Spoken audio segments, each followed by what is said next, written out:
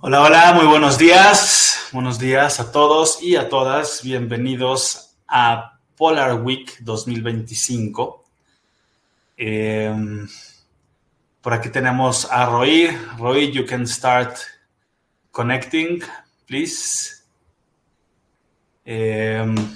Voy a hacer, como siempre, una breve introducción.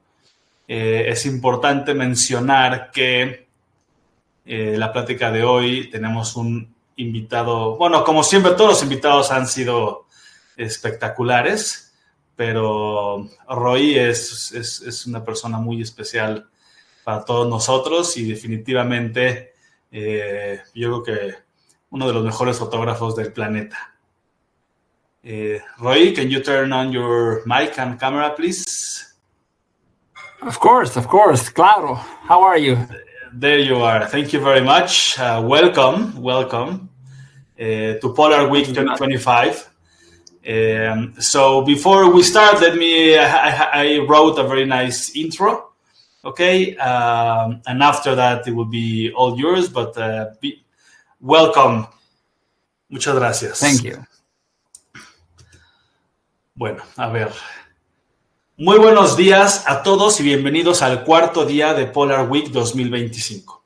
Hoy continuamos nuestro recorrido por los polos a través de las miradas de quienes los han explorado, estudiado y documentado como pocos en el mundo.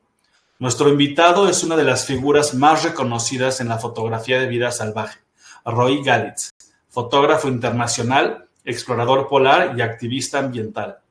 Roy ha liderado decenas de expediciones en el Ártico y la Antártica, documentado la vida de los animales que habitan estos ecosistemas extremos. Su trabajo ha sido publicado en National Geographic, BBC, The Times, Der Spiegel y muchos otros medios globales. Y este año, una de sus imágenes, un oso polar sobre el cráneo de un cachalote atrapado en el hielo, dio la vuelta al mundo, despertando una conversación global sobre el estado real del Ártico. Su charla el día de hoy se titula La vida secreta de los osos polares. A través de sus fotografías y experiencias personales, Roy nos llevará al corazón del Ártico para mostrarnos la belleza, los desafíos y la vulnerabilidad del depredador más emblemático del hielo. Con muchísimo gusto le doy la bienvenida a Roy Galitz. Ahora va en inglés, ¿ok? Porque la plática de hoy va a ser en inglés. Good morning, everyone, and welcome to the fourth day of Polar Week 2025. Today, we continue exploring the polar regions through the eyes of those who have dedicated their lives to documenting and protecting these extraordinary places. Our guest is one of the world's leading wildlife photographers, Roy Galitz, photographer, polar explorer, and environmental activist. Roy has led dozens of expeditions across the Arctic and Antarctica, capturing the lives of the animals that depend on those fragile ecosystems. His work has been featured in National Geographic, BBC, The Times, and Der Spiegel, and many other international outlets. And this year, one of his images, a polar bear standing over a sperm whale skull frozen in the ice, went viral worldwide, sparking an important conversation about the true state of the Arctic. His talk today is titled The Secret Life of Polar Bears. Through his photographs and first-hand stories, Roy will take us into the heart of the Arctic to show us the beauty, challenges, and vulnerability of its most iconic predator. It's an honor to welcome Roy Galitz. Here you are, my dear friend. Welcome. Thank you very much. It's a good thing that you translated. Now I know what you said about me in Spanish. Yeah. So I will stop sharing and all you. I will be if people want to. I will say in Spanish. Si quieren escribir sus preguntas. Las pueden escribir en español, yo las puedo traducir y para Roy y la digo en inglés o pueden hacer sus puntos en inglés. What I said is if people want to write their questions in Spanish, I will stop you and then I will translate the questions, or at the end we can do the Q&A, o al final podemos hacer las preguntas y respuestas. Sure. First of all, I really encourage you, everyone watching, you feel free to write in the chat, okay? As Eduardo said, this is a live talk for those of you watching it live or recorded if you're watching it later on YouTube. So please, those of you watching now, you can ask your questions and I'll be happy to answer that. Maybe through the talk or maybe at the end of the talk, but since it's interactive and you are here and I'm here, let's have some fun. So, Eduardo, can I start? Yes, I will turn off my mic and camera, but I will still be here. I trust you. Okay, so welcome everyone. Again, thank you very much, Eduardo, for this kind introduction. And I'm happy that you joined us here in Polar Week of Paseos Polares. And I can tell you that here we are so immersed in nature, in the polar regions, which are the most unique areas on the planet. It's like being on a different world. And that's one of the reasons why I like it so much. And that's why I'm so excited to share it with you. And I will be super excited if you decide to join us in one of those expeditions. So in this talk today, I'm going to talk about lessons from the wild, about the secret life of polar bears. So in this conversation, I'm going to talk to you about my photography and about my experiences with the polar bears. So over the last 20 years, I've been traveling all over the planet, documenting endangered animals. And nowhere around the world do you see how much those animals are endangered than in the polar regions, and especially the North Pole. And it's been so dramatically impacted by global climate change. The Arctic is warming up 4 times as fast as the rest of the planet. So we have warming of up to 6 and 7 degrees in the North Pole. And we see that impacting every year. I can tell you that over the last 14 years that I've been going to Svalbard in the North Pole, which is right over here, the top dot, I can tell you that the difference is absolutely visible. Okay, and it's mind-blowing, and I gotta say, on a personal note, even a little scary. So Svalbard, just so in case you don't know where it is, this is Svalbard, and Svalbard is a Norwegian archipelago. So it's controlled by Norway, and it's about 61,000 square kilometers, and it is, again, a Norwegian sovereignty. So I'm traveling there every year, and I already guided 34 expeditions up there and documenting and photographing polar bears in their natural habitat.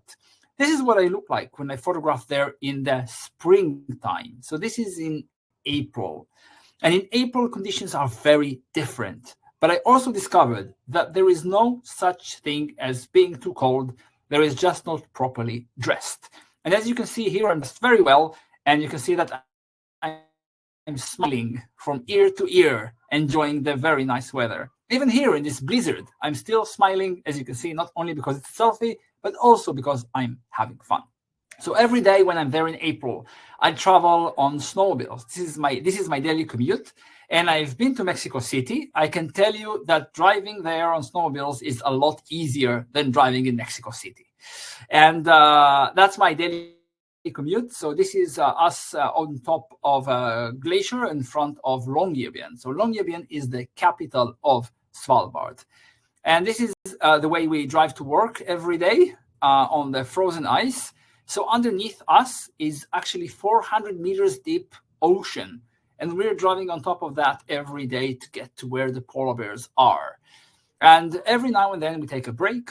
We went through a big glacier front. So I flew my drone. And this is from 2015, when drones were still pretty stupid compared to what they are today. But even in 2015, I could see the potential with a drone on just how beautiful this place is. In this glacier, we saw an ice cave. So every glacier has an ice cave, and that's where the water melts in the summer. And this is the drainage system of the glacier. And I thought, wow, that looks like a shark's mouth, the mouth of a shark. So I stood at the entrance and got a photo in the shark's mouth.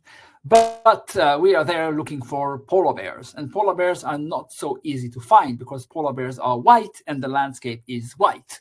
So we saw the first sign of a polar bear, and that's the footprint of a polar bear. You can see my hand, still with the same wedding ring, and you can see my hand on the paws of the polar bear. So we're getting the cameras ready, and you can see how excited I am to take photos of a polar bear. And I'm getting the camera ready. Everything is set, and I see my first polar bear. And this is a mother polar bear and a cub, but they are going away from us. This cub is very small, and this mother is also very young, and she's very inexperienced and very afraid of people. So, of course, we do not follow them. We leave them alone, and we went looking for another polar bear. And that's when I met my favorite polar bear in the entire world. And this is Misha. And Misha is such an amazing polar bear. Not only she's not afraid of us, she's totally indifferent, and she feels comfortable getting closer to us.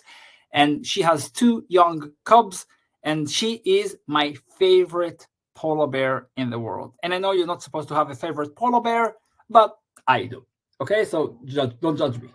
So this is Misha and her 2 cubs. And as you see, Misha is resting with her cubs, and the cubs are playing with each other, kissing and biting each other. And then suddenly Misha is doing this kind of movement with her chest. The 2 cubs stop playing and immediately run to mommy for food, breastfeeding her twins, her young cubs. And after she breastfed them, they were super tired, so they went to sleep. After they woke up, I got these adorable family photos of Misha and her 2 cubs. And you can see the cubs started playing around, running back and forth. And Misha and her cubs are walking throughout the fjords. And I'm there with them, guiding 3 guests that were with me, getting photos of Misha and her cubs. So that went on. Misha and her cubs are together. But Misha has to eat. And the cubs need to eat their first taste of meat. And what is their food? Their food is the seals. And this is a ringed seal, which is the main food source of the polar bears. So Misha is trying to get slowly, closely towards the seal, but the cubs made too much noise. So the seal heard that and immediately escaped to safety, and Misha didn't get to hunt. So Misha is very angry with her 2 young cubs, but of course you can't be angry with them just because they're so cute. So Misha tried to hunt again and again and again. And every time she tried, she failed. She didn't succeed in hunting. So at this point, we decided, let's give Misha some more space. Let's wait patiently. Let's follow her quietly, not make a single sound. And we waited all night because the sun doesn't set in Svalbard starting April 18th. And we were there out through the night. And then in the early morning, so at 6:49 a.m., we had a splash of water, and we saw Misha pounce at a seal's breathing hole, and we saw she caught something. And she is dragging it out of the ice. And this was a seal. And this photo that you see on your screen right now is the first photo ever of a polar bear catching a seal through its breathing hole. And that's what makes it so special and so rare. And that's why I love nature so much, because nature never stops amazing us. It's always a privilege to be out there with the wild animals. So after catching the seal, we have, of course, breakfast. Okay, Misha and her cubs are enjoying the food. The cub is bragging just how cool his mom is. And then the female cubs come to mommy to say thanks. Misha is resting after preparing the food, and the cubs are enjoying their dessert. And after that, they go to the playground to have some fun. At this point, we were super tired just because we were out all night photographing Misha and her cubs. So we went to bed, and after we woke up, we got back to the scene where the hunt was. And that's all that is left of the seal. So they ate almost everything within just these few hours in which we went finally to sleep. So I'll fast forward with you after COVID. Okay, and after COVID, I went there again in 2022. And then I saw Misha and her little cub. And this is her cub called Frosty. And they changed their behavior. Misha changed her behavior during COVID. She's no longer hunting for seals, but she's hunting for reindeer, which is a new kind of behavior we're not used to seeing in polar bears. So Misha is hunting reindeer, which is rare. And the reason is because ice is forming later in the year. You have less seals, you have more reindeer. So that makes sense that Misha will try to hunt reindeer. But unfortunately, I gotta tell you the sad story, because I want to be honest with you. Misha died the following year, and this was very unfortunate, very sad for many people, including myself. Misha passed away. She was already kind of old, but her story of dying is quite I don't want to depress you too much, but we were extremely sad that Misha has died, and her cub here, Frosty, died as well. It has to do with people, but I don't want to get into that at this point. This is not the purpose of this talk, but if we have time, we'll discuss it on another occasion. So let's move forward from Misha and her cub, Frosty. And I want to introduce you to one of her cubs. This is Grinch, one of her most amazing cub. And she's just as beautiful and just as naughty, just as comfortable as her mom. She's also not hunting for seals. She's hunting for reindeer, and she's eating kelp, which is kind of a seaweed. So Grinch is an amazing polar bear, very young. She's 3.5 years old here in this photo, and just as amazing as her mom. Let's move to another bear. And this is a couple of bears. And what we see here is a male following the fjord. And this male following the fjord, going around the fjord, he's sniffing and tasting the air. So polar bears can sense pheromones. And this bear knows there is a female around. And he knows not only that there is a female around, he also knows that how much in heat she is, which direction and which distance she is. And this is just like Tinder, but for bears. And here you can see he found the female. And when he found the female, this is the beginning of their courtship, the beginning of their honeymoon. And as they go around, he waits for her to be ready to mate with him. And he follows her around the fjord, and you can see he's getting close and waiting patiently. He's very nice, very shy. He's young. She's also kind of young, and she's also trying to seduce him. And the bear is waiting patiently until she signals him it's time to mate. So as they go around, the female got tired. Maybe she had a headache, and she went to sleep. The male knows better. He doesn't wake her up. He waits patiently until she wakes up and ready to mate with him. So he's being goofy like males sometimes are, but he waited until she woke up, and then we had mating. So mating with polar bears is very rare because polar bears mate only once every 3 years. Why is that? Because after the bears mate, the female goes into a period of 2 months of sustained pregnancy. That means that the fertilized egg is not implanted in the uterus, and the embryos don't evolve, don't develop. Only after 2 months, and only if the female has enough body fat to sustain the pregnancy, then the pregnancy actually begins, and she gives birth in December, in the dark period in Svalbard, when the sun doesn't rise above the horizon. And then she gives birth to 2 to 4 cubs, and then she breastfeeds them in the den until March, early April.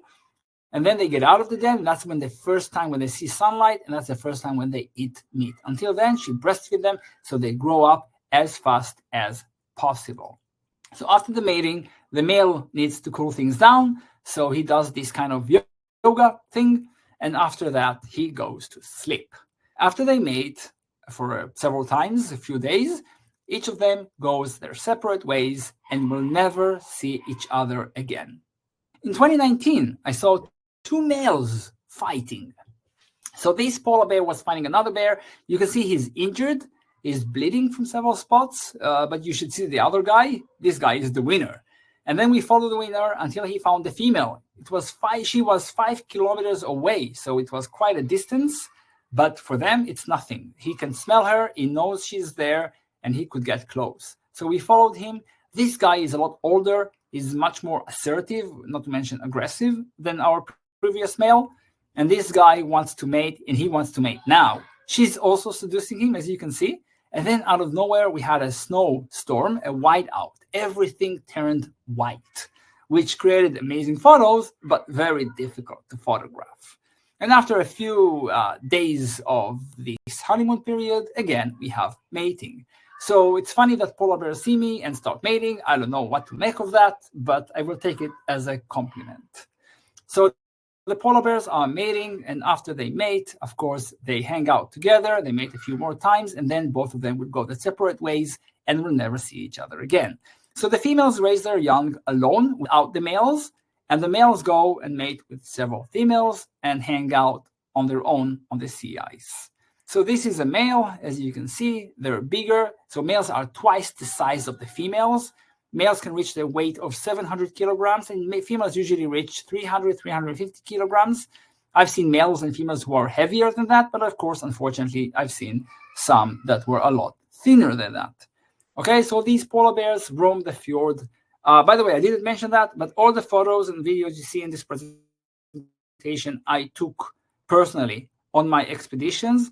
And so this is what you see here is the result of 34 expeditions that I guided in Svalbard. Okay, just to let you know, this is not in all of that in one time, I wish, but it's the cumulative results of many years of operating there.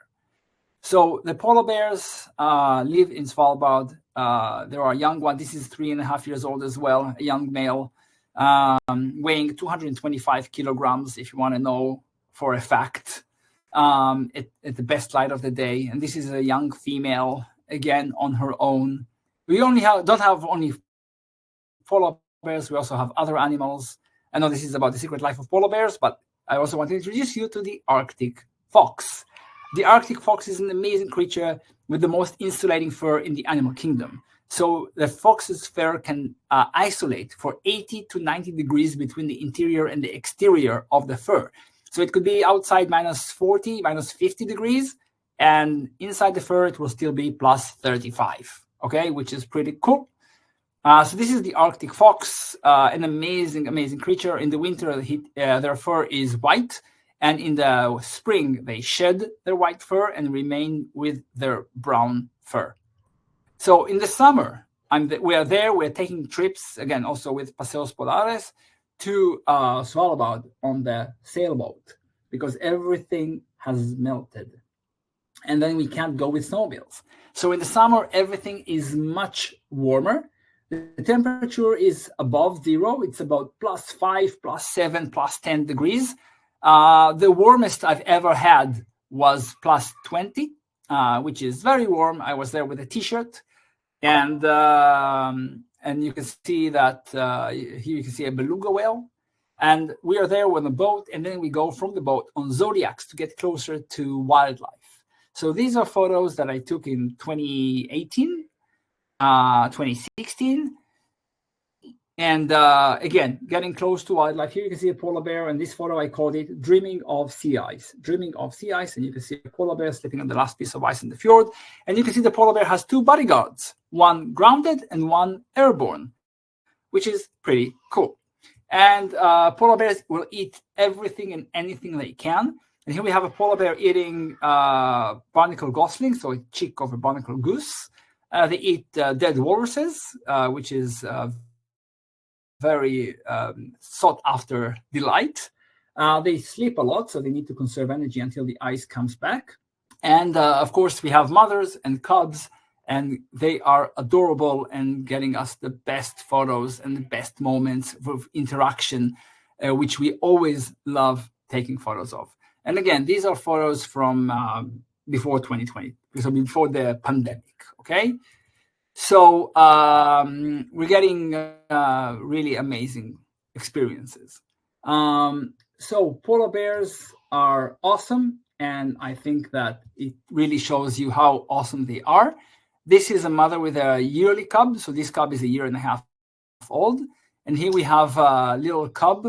She's 8 months old. Her mother and brother were unfortunately killed by a male polar bear, this male. Okay, and she survived on her own for a few months, surviving on a dead walrus. And whenever the big male came, she escaped and came back. So after a month of being there, I came back again to the same female, and she already looked a lot fatter, which is a great thing for polar bears. Polar bears love being fat. well this cub has survived alone in the world, 8 months old. And unfortunately, she did not survive the winter. So, but she did survive for a few months, that I can tell you as a fact. So polar bears, they fight, they like to be alone, they like to forage. Here you can see a bear in front of a barnacle gosling. So you can see the gosling here, the goose, not gosling, goose here. You can see how well she is camouflaged. So, whenever people say males are so beautiful in nature and females are ugly, no, females are not ugly. Females are adapted to camouflage while they are nesting on the eggs. And this is the important thing. That's why you can hardly see the female. And when she flies away, you can suddenly see her. And here the bear actually got her eggs and ate them. This is a big male. This is the fattest male I've ever seen. So this male was over 800 kilograms. And this male is so fat, he could hardly walk. He couldn't bend his knees because he was so fat. He would walk for 5 steps, 10 steps, and then lay down to rest and catch his breath. Okay, he's that fat. But again, a fat polar bear is a happy polar bear. That's a polar bear that will survive. Okay, so being fat is a good thing for polar bears. You want to be fat if you're a bear. So we have a lot of these bears on ice. And especially in recent years, because of the new regulations in Svalbard, we go more and more to the polar pack ice, which is in international waters. And there we can get closer to polar bears and get some incredible shots. And here you can see the ice, and here you can see our ship. Okay, this is our ship. And you can see the ice around. This is the polar ice. And here you can see also there is a polar bear sleeping.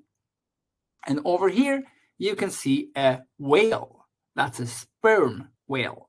And you can see that when the bear got to the whale, the bear climbed on top of the whale. That's a male sperm whale. And the cool thing about this photo, besides the size difference between a 350 kilogram polar bear versus over 40 metric tons of sperm whale. So the sperm whale is the largest toothed predator on the planet. You can see the teeth with the open mouth, and you can see the size difference. The other cool thing about this photo is that sperm whales don't hang out there. So this sperm whale actually died probably on the west coast of Svalbard, because they need the very deep water. So they're deep divers. They can dive for more than 2 kilometers deep. And he died there for some reason. We don't know why. And then got carried away. His body got carried away with the wind and current. And he was stuck in the ice. And that's why it's super rare. And as far as I found, and other people have found, research, also National Geographic researched, we couldn't find any evidence of anything like that documented before. So again, we were lucky, but we like to help our luck and help create our luck, which is a good thing. So after eating the whale, and again, it's a big meal, the polar bear went to sleep in the ice. So again, in the summer, not only polar bears are there, we also have walruses, which are amazing. So this is the male walrus, and walruses are amazing creatures. They're part of the seal family, and they have their signature long tusks, and they eat mollusks and shellfish. And here you can see a mother and her young calf. So they are born weighing 80 kilograms, and adults can weigh up to 1.5 metric tons. They're very tactile. That means they love touching each other. Without touching each other, they don't really relax, which is, again, a really cool feature of the walruses. This is a young female you can see on the piece of ice in a place called Lillehogbran. And this is one of the biggest males on a place called Valbergoya on eastern Svalbard. This is, again, a very old photo before the pandemic. And here we can see some more walruses on the west coast of Svalbard. This is a younger male. And this is underwater, and this is with a drone. So again, walruses are very cool from every angle. Not only walruses are part of the seals family, we also have the bearded seal, which is a really cool seal. They are also quite large, weighing up to 400 kilograms. They are very deep divers. The youngers can dive deeper than the adults, so they dive to a few hundred meters deep, and they eat squid and fish and a lot of other things. And they have very long whiskers, just because when they dive so deep, it's extremely dark. So they use their whiskers to detect any movement, anything that they can find, and then they catch it and eat it. So that's why they have those long whiskers, and that's why they're called a bearded seal. Arctic foxes, as I mentioned before, so in winter they're white, but in the summer they shed their winter fur to their white fur. And here you can see a half molted Arctic fox, which is kind of funny. But this guy was running around. He got on cliffs and chased away the pink-footed goose, okay, which is a ground nesting bird. Of course, everything is ground nesting, just because in Svalbard is a desert, basically, okay? It's an Arctic desert. It's very dry, and the land is permafrost, so nothing really grows there. There is no trees. So everybody has to nest on the ground or on cliffs. So these birds nest on the ground. The fox came, chased away the parents, and then got the eggs. So I know you might feel really bad for the goose or the geese, but you also need to be happy because this is nature. And this fox went to his den to feed his own pups, which are also adorable. So this is the circle of life, okay? This is how life survives and life thrives in these harsh conditions. So this was taken in 2023. This is a litter family. So this female gave birth to 11 pups, which is a lot. And these pups were a handful. Okay, they kept on breastfeeding and just running around and playing. We had the best time with them. We didn't want to go back. We just enjoyed being there so much. We were extremely lucky to see this kind of big litter. Usually it's smaller. Usually we have around 4 pups, maybe 5, maybe 6. But seeing 11, that is very rare. And we were, again, very lucky. But as I mentioned, we create our luck. Okay, so we get there on the best time of the year. We go there for a longer period of time. We go in a small vessel. We go closer than anyone else, basically. Here you can see the pups. So the dad, got the pups a puffin, which is an Northern Atlantic seabird, and they're one of my favorite birds, to be honest. And that's why it was kind of mixed feelings to see them playing around with the dead puffin. But it's still adorable to see the pups play and fight.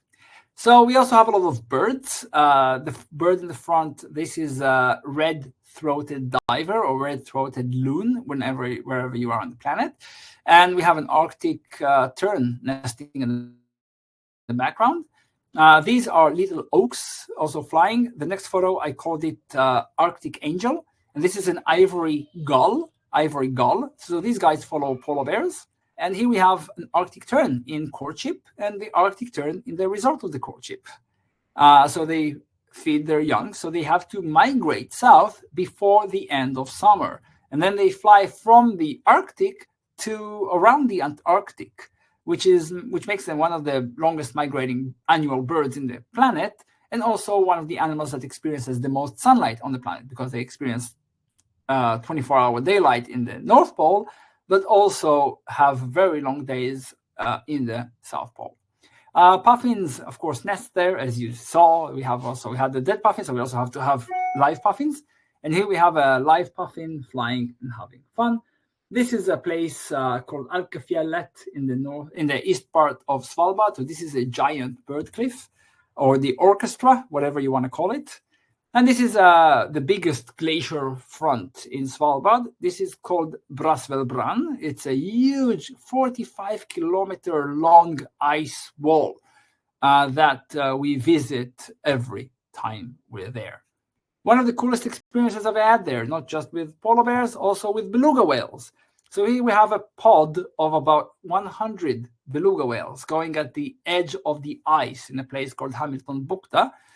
And we spent the entire night with them just because it was such an amazing experience to see them hang out together.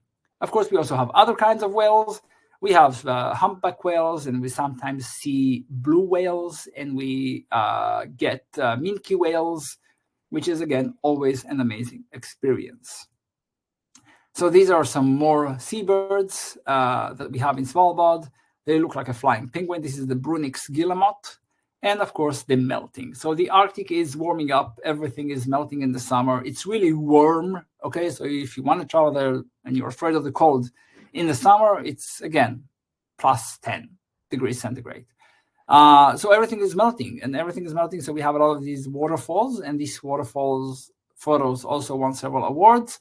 And this is in Brasvel Run, the big ice wall, which is beautiful, but yet alarming. So polar bears in the summer, they reduce their activity because they have to conserve the energy until the winter comes and everything freezes again. So they lay on the ground and they sleep a lot unless there is food. So we can see this female here, and this female is in a place called Smirenburgfjorden, and this female had 2 little cubs. And these are the 2 cubs. And when they woke up, I was extremely worried that they got up and they didn't come to mommy to breastfeed. And when the mother polar bear got up, we saw just how thin she is. She's extremely thin, and her milk has dried out. So unfortunately, of course, we left her once we saw just how much in bad shape she is. We didn't stick around, but I did receive information on the satellite phone 2 days after that the 2 cubs were found dead, but the female was found in another fjord eating a dead walrus. So the female survived. She mated the following year and had new cubs. Unfortunately, these cubs did not survive. Again, this is part of nature. This is part of the environmental changes that goes there, and we need to be aware of that. Also, we have a lot of plastic. Again, not everything is cool and fun, but we also have to take care of Svalbard and the North Pole and the entire planet. So we have plastic bottles sometimes that we always try to get away from polar bears, and we try to clean, but it seems that nothing is enough. We need to stop using plastic in the source and not just clean up on the Arctic beaches. So as I mentioned, everything is warming up. You can even swim in Svalbard in the water. The water is pretty cold. Okay, it's about 6 degrees, depending on where you are. But you can swim there. And of course, I'm part of Greenpeace. I'm also a global Greenpeace ambassador to the polar regions. So I'm doing campaigns for Greenpeace to conserve and protect the high Arctic. So this is the idea of Svalbard. This is the beauty of Svalbard. This is the fragility of Svalbard that I would like to introduce you to. And the polar bears are the main characters. They are the apex predator. They are the keystone species. That is the responsibility to protect. Without the keystone species, without the apex predator, we see entire ecosystem collapse. And this is what happened with Yellowstone, with the wolves. And this is what happened in many other places. So that's why it's super important to protect the polar bears, to protect the entire ecosystem. And this polar bear just shows you how polar bears want to be photographers as well. And this polar bear chased us away. We had to evacuate. We had to get away. And this bear just wanted to see what the cameras are. So this polar bear was very curious. And curiosity is the first sign of intelligence. And polar bears are extremely intelligent. And as you saw throughout this talk, each polar bear has its own character. Some bears are shy, some bears are aggressive, some bears are cute, some bears are skittish, are afraid of people. Every bear is different. Every bear is a world on its own. And that's one of the reasons why I love polar bears and the Arctic so much. So thank you very much. I hope you enjoyed this talk about polar bears. And now we have some time for Q&A if you have any questions. And of course, I would like to remind you that if you want to join us in Svalbard or in Antarctica, of course, contact Eduardo, and he will give you all the information you need on our upcoming adventures and trips to these fragile regions. And I hope you will enjoy it with us in person and not just in the photos I shared with you today. Thank you. Wow. Excellent talk, my friend. Thank you very much. Amazing. Gracias. How many times have you been in there in the Arctic? In Svalbard? No, just in Svalbard, 34. But also, if you want to add Greenland and Canada and other places, then more. I need to count. Okay, amazing. So, yes, we have a few questions here. Yes. Actually, they're in English, so you can read if you want. Okay. So let's see. So the first question from Marcelina. As a photographer, how do you make technical decisions under pressure? For example, when you only have a few seconds to capture the action and the lighting conditions is far from ideal. So Marcela, the question is that a good wildlife photographer, and we also teach that on our expedition. So Eduardo is a very famous photographer. I'm sure you know him. We teach on how to predict the decisive moment. Okay, we never arrive with a surprise to a situation. We know when something is happening, okay? And then we adjust before something is happening. So when something is happening, we are ready to capture it. If we are not ready, we make general adjustments and then we fine tune. So first we start shooting and then we start getting the results more accurate.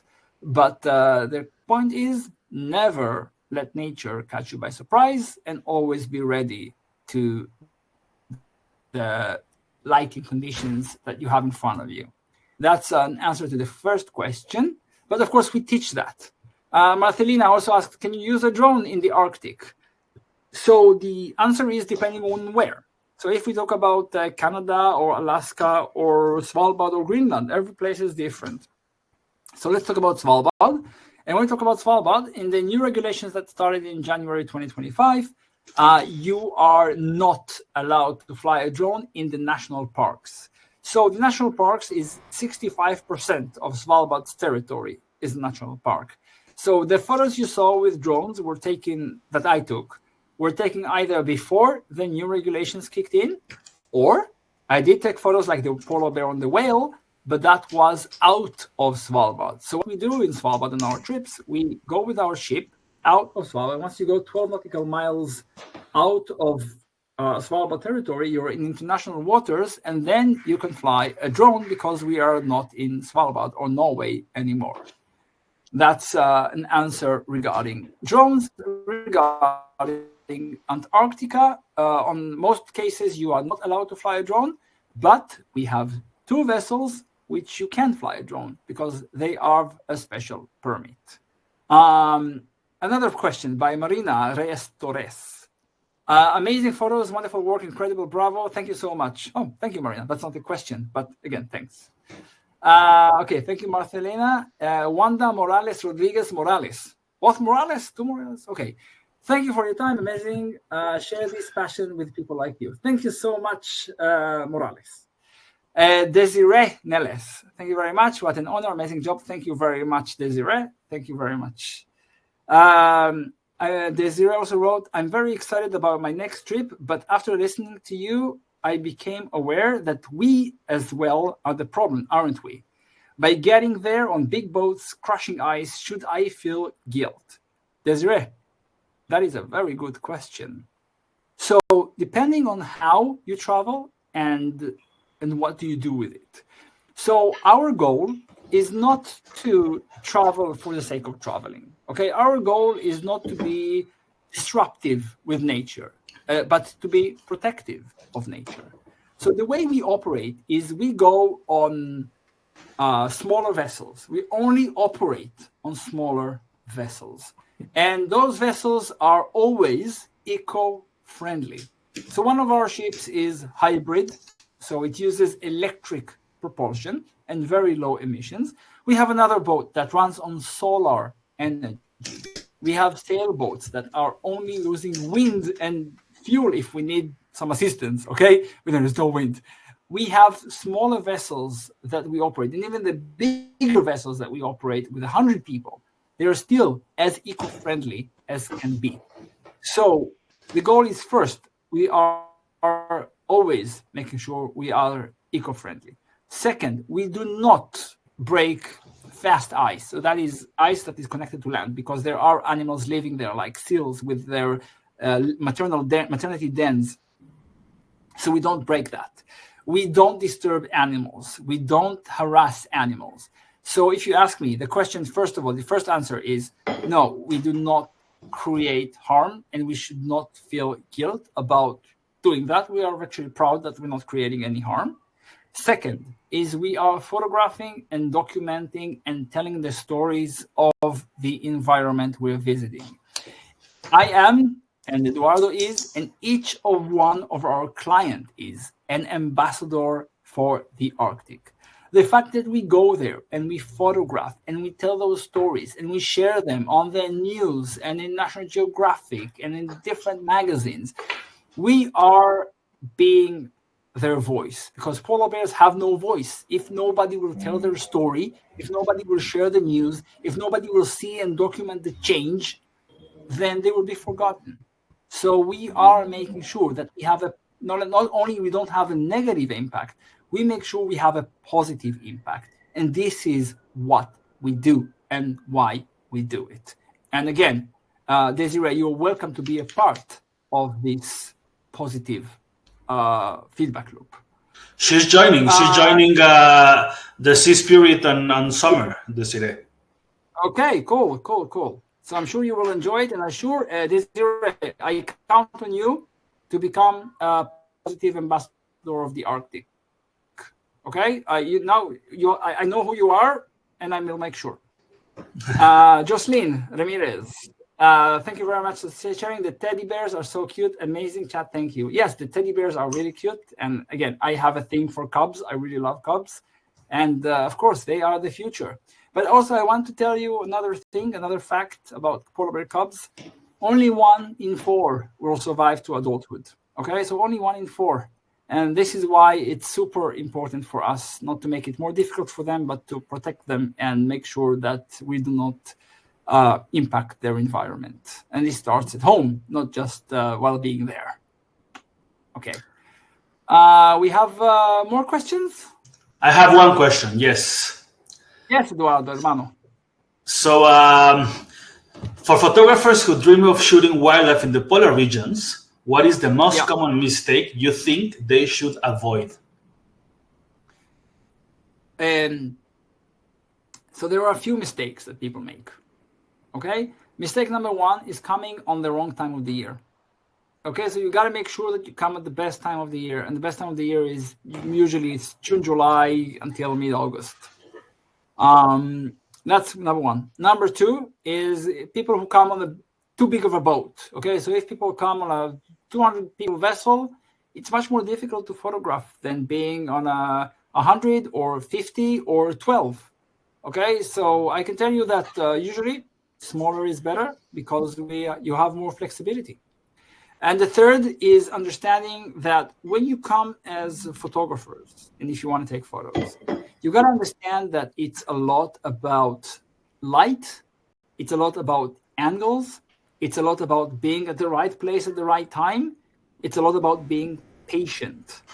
So, as I mentioned in the talk, we like creating our luck.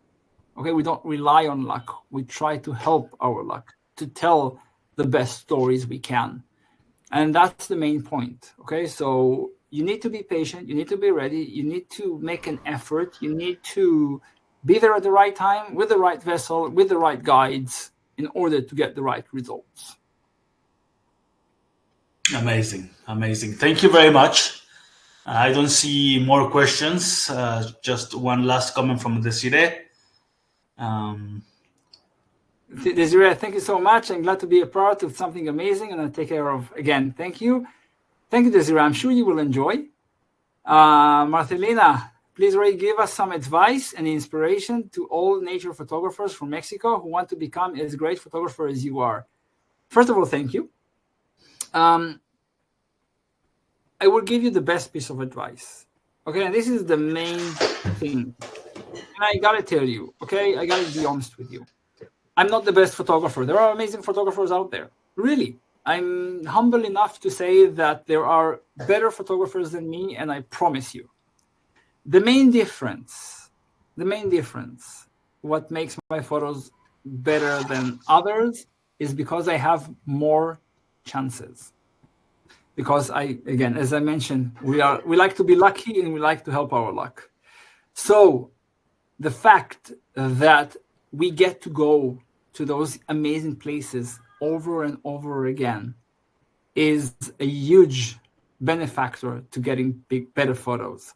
If you want to get better photos, Martha Elena, and everyone else listening, you're welcome to join us on those expeditions. We'll make the best that you'll come back with the best photos.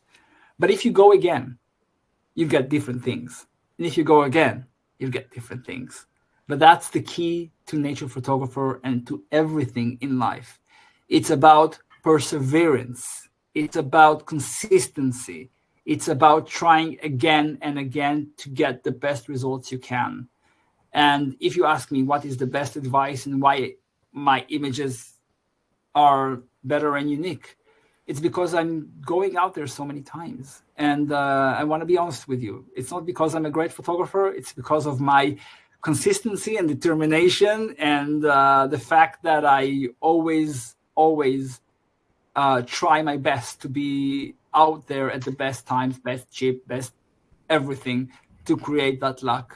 So, of course, you're welcome to join us on the Sea Spirit and on the 45 people boat and 12 people boat. And we will make sure that you'll get the best photos. And if you want to get more, come again and again and again. That's the main thing. Okay, Martina, I'm sorry I don't have any secret advice. Just put it f2.8, it will be better. No, that does not work like that. Okay, it's about being out there. It's about, again, consistency and determination. Okay, so I hope that again I will see you on one of those expeditions, and Eduardo, of course, will see you on those expeditions. And we will make sure that you come back with the best results. And of course, we do photo reviews and we give talks and we teach and we help you. And if there is problems with your camera, we will do our best to fix it. And we will make sure you come back with something very good. I just came back 3 days ago from Kenya. And some of my guests there, this was already their 6th trip with me. And I can tell you, they can tell you, and I don't need to tell you, they will tell you that every trip, they learn something new. Every trip, they become better. And now when they look back at the photos they took in the 3 trips ago, a year ago, they hit themselves. Why didn't they know then what they know now? So, and again, get out there. Take as much photos as you can. Be at the best places, best time, best chip, best guides. That's the secret. Wow. Thank you. Thank you very much. Thank you very much. Muchas gracias. Thank you, everybody from Mexico. I hope you enjoyed. And of course, we'll see you somewhere wild and white soon, I hope. Yes, of course, of course. Muchas gracias a todos los que se conectaron. Esto va a estar en YouTube. We will be uploading this to YouTube, so I will send you the link as well if you want to share. A pleasure. See you soon, and of course I will contact you again for Polar Week 2026. Thank you very much. Muchas gracias, todos. Muchas gracias. Good night for you. Good night. Ciao. Bye-bye.